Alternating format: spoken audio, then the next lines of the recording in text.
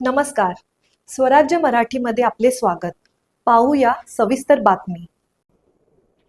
Sir, नरवरीत झवेर साहेबांच्या कार्यालयावरती कारवाई झाली. या कारवाईची माहिती आधी मुख्यमंत्री कार्यालयात देण्यात आली होती आणि त्यानंतर एसीबीनं कारवाई केल्याची माहिती समोर येते. चर्चा सुरू आहे. आता ते काय झालेलं आहे त्या प्रकरणाचा पुरेपूर आम्हाला सुद्धा माहिती नाहीये, परंतु मंत्रालयामध्ये अशा प्रकारचं जर कोणी लाचखोरी करत असेल तर त्यांच्यावर कारवाई होणे गरजेचं आहे. एक अल्पसंख्याक विभागाच्या आढाव मॅडमचा एक ऑडिओ क्लिप समोर येतोय. त्या ऑडिओ क्लिपच्या माध्यमातून 2,500 ते 3,000 संस्थांना अल्पसंख्याकचा दर्जा दिल्याचं चर्चा समोर येते त्या ऑडिओ क्लिप मधून.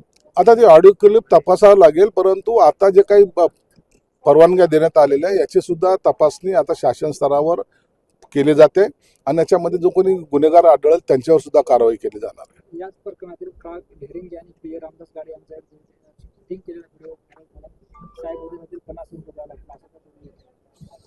आता ह्या सर्व गोष्टी ज्या आहेत त्या तपासाचा भाग आहे. जो पण तपास पूर्ण होत नाही त्याच्यावर भाष्य करणं योग्य नाही. विमान अपघाताचा ब्लॅक बॉक्स सहजपणे नष्ट होऊ शकत नाही असं जय पवार म्हणत आणि बेसार तात्काळ उडाणे थांबवले पाहिजे असं जय पवार.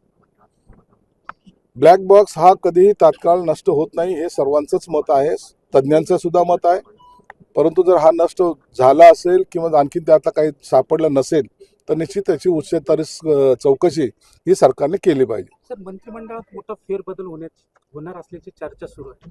चर्चा हे 5 वर्ष चालू असतात, त्याला इतकं महत्व देण्याचं कारण नाही. काल रोहित पवारांनी विमान अपघात 2 संशय व्यक्त केले.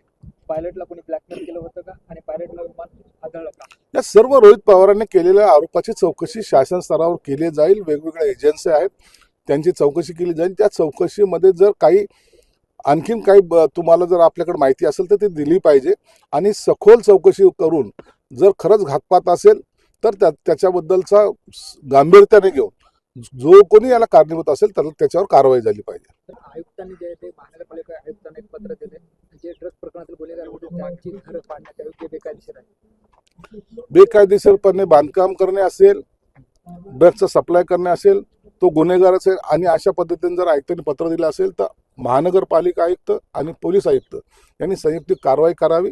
याला कुणाचाही विरोध असण्याचं काही कारण नाही. हे सगळं होत असताना जलील याला विरोध करताना पाहिजे. मग जलील कदाचित तो त्या ड्रग्ज प्रकरणामध्ये सपोर्ट करत असावा किंवा त्याच्याशी संबंध असावा. पोलिसांनी या दृष्टिकोनातून सुद्धा तपास केला पाहिजे. स्वराज्य मराठी, बातमी नाही जबाबदारी. चॅनलला लाईक करा, शेअर करा आणि सबस्क्राईब करा.